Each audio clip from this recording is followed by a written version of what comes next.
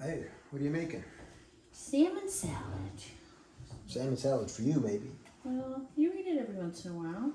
Yeah. That way it's just in there and ready when we need it. How's the rest of your day for coaching calls? Just a couple more. Yeah. Yeah, just a couple more. And then it gets busier as the week goes on. You've got a nice mix of established clients and newer clients. You've been doing this for a long time now. What do you notice about the number one challenge that most people have when they come to you for nutrition coaching or wellness? New or established? Well, what I'm saying is you've been able to move them through the pipeline. I guess I'm asking about people that just enter the realm. What is the single biggest challenge that they have? I think that emotionally, because I hear this fairly consistently, I've got to make time to make these changes. Yeah. And so in their mind, I think people have been brainwashed into thinking that changing how you eat is going to require that you take on a second job, basically. And that's just not the case. It's just about preparing, using time in between when you can and prepare something better. Maybe getting to the grocery store a little more often. Yeah. Or ordering food, like a lot of my clients do, more consistently. But it doesn't take that much time because eating still requires time.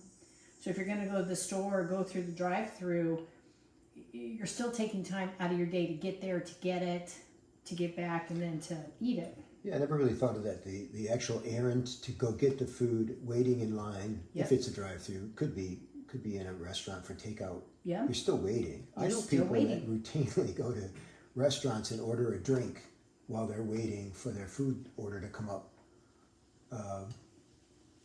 which also has a byproduct, which is, an alcohol habit. We both drink, of course, but And we've done that. I don't like it to be routine. Right. And Right. it's routine if every time you go to the restaurant, you're going to have a cocktail or two before you split. I think there's another piece of that. Now, clients don't talk about this, but it's something that during the time we're working together, I try to impart upon them, and then they start to appreciate it more over time, is the further removed you are from buying and preparing and then eating your food, the less you appreciate it.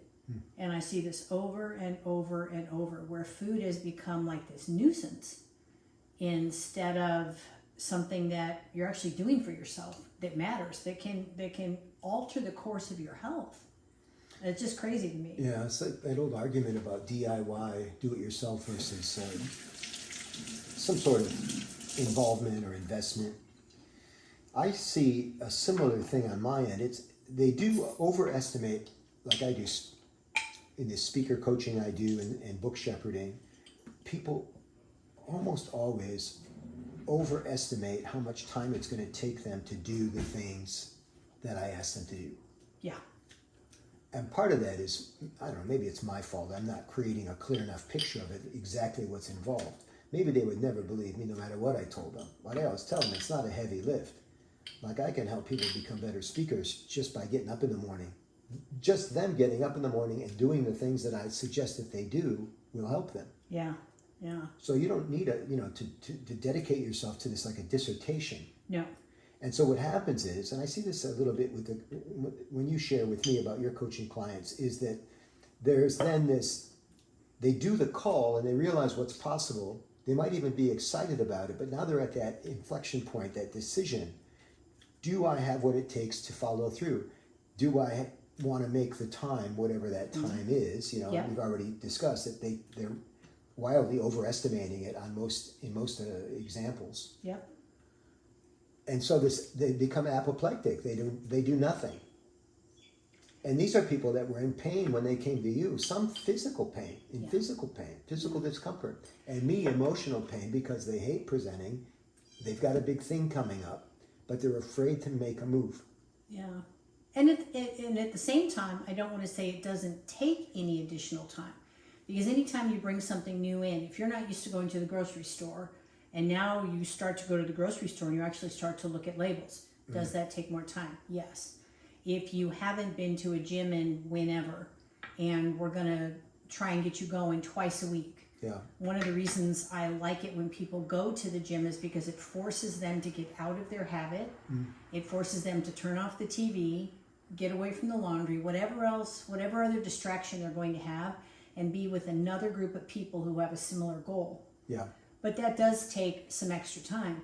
And once you make some accommodation for that, it's amazing what can happen when you put that in your schedule consistently, and what maybe some of the other behaviors like mindlessly scrolling.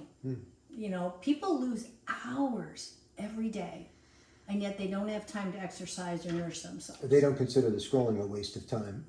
Which is crazy. You've taught me to read labels when I'm at the store, and honestly, it takes more time. It does. I might normally reflexively put something in the basket, but now I have a choice between two things. I look to see what the ingredients are, and it takes a minute. You know, the print is not that large. And your eyes aren't as good as they used to be. Well, I didn't say that. But it takes a little bit more time. But I don't think of it as wasting time. I think of it as an investment. And investments, two types of time. The time you waste, two types of money, two types of expenditures. The expenditures that are wasted, the time that is wasted, and also the time that is an investment, which means there's an ROI on me taking the time to read labels. There's an ROI on the time it takes to prep your own food under the auspices of a qualified food coach. Huh. Yeah. What percentage of the people that you work with are you successful with? Are you able to convert and help them understand it's not a waste of time? It's not. Percentage is pretty high, because I have a lot of clients who, I can think of 3 just off the bat, who when we first started, they say, yeah, I don't cook. Yeah. I don't cook. I don't process this. I don't do that. 0. And they do now. And their families are involved, because it's become a group activity. It's become what it used to be. When people cook together, they take time and they talk, and they're doing other things that create connection. Yeah. And it's amazing that that's come back into their life.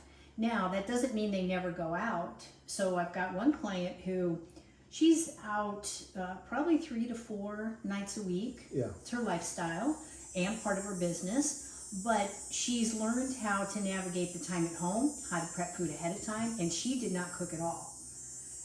Prep all the food ahead of time, get to the grocery store, have some delivery, and then make better choices when she's out. And not only did she lose weight, she's stable. Yeah. So it's possible, but I really think it's just about, do people want it enough, and do they feel enough benefit? And you experienced that in your business. They have to want it enough. Yeah. And I never guarantee success. It's unethical to do that. You just don't know what's going to happen. But my statistic is pretty high too. What I heard you say was you're successful 100% of the time, but to varying degrees with different people. I don't think I've had a single client who did not make any changes. Same here. I have helped everybody that I've worked with. Everybody. And it's like the Girl Scout motto, I leave the campground better than I found it. They are absolutely better off for the time. And this is worth noting. I suppose most coaches figure this out eventually, is that a lot of times they're worried about me performing, when in fact they should be worried about themselves performing. I would say more often than not, it's the client that's not doing what they said they were going to do to follow up and make it happen.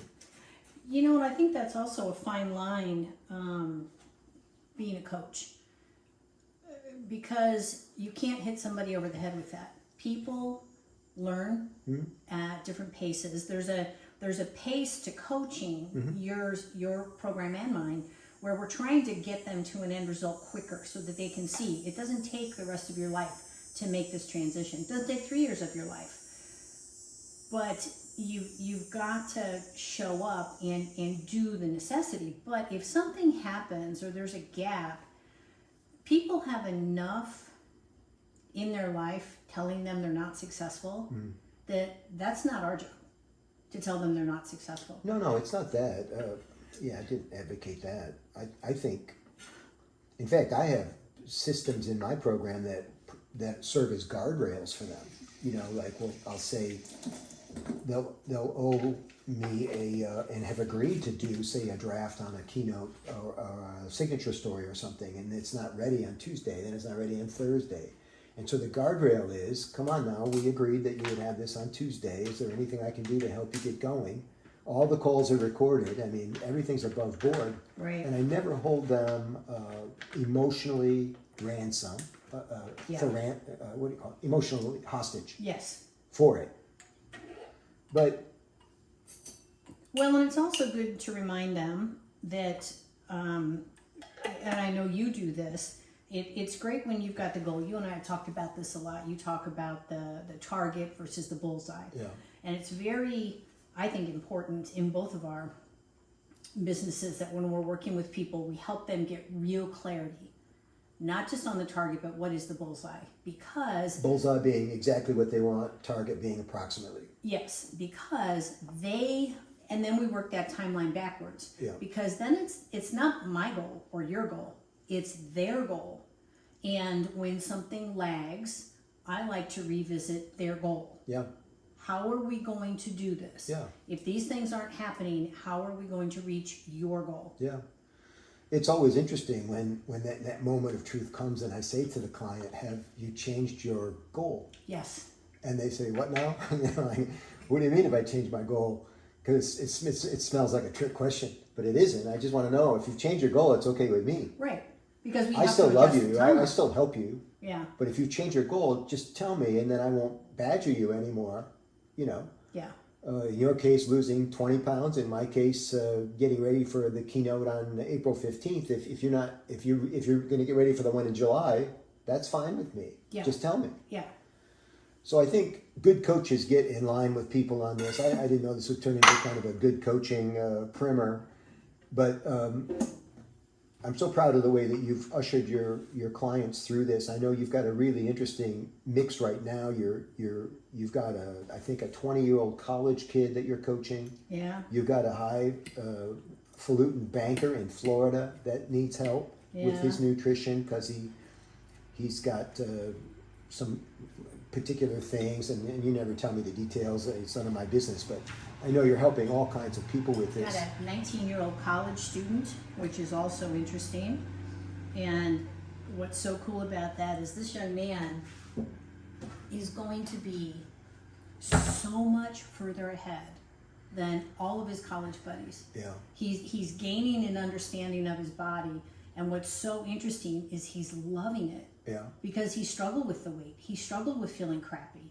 And he's like, I didn't know it could be this easy. yeah. He just got to do it. I wish I would learned a lot of this stuff that you've taught me when I was 20. It would me have too. probably added years to my life. Me too. And you've got a couple. You're coaching. It's not the first time, but you currently have in your stable. It's an interesting mix right now. A couple business owners in another state that we met at a conference, and they both have, I think, individual goals. So you meet with them jointly for a number of sessions, and then you're going to separate because they have different Yep. bullseyes. Yep. Pretty good. Yeah. It's pretty exciting. Yeah. Well, I just think it's fun that you and I get to spend every day Yeah.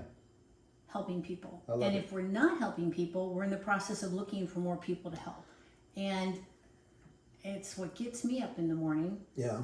It's always fun talking shop. I will tell you this: if you ever make me smell salmon, raw salmon again for one of these videos, It's not salmon. It's It's not over. raw. But you eat this. I just put so many olives in that you may don't not. try to spin it. See you later.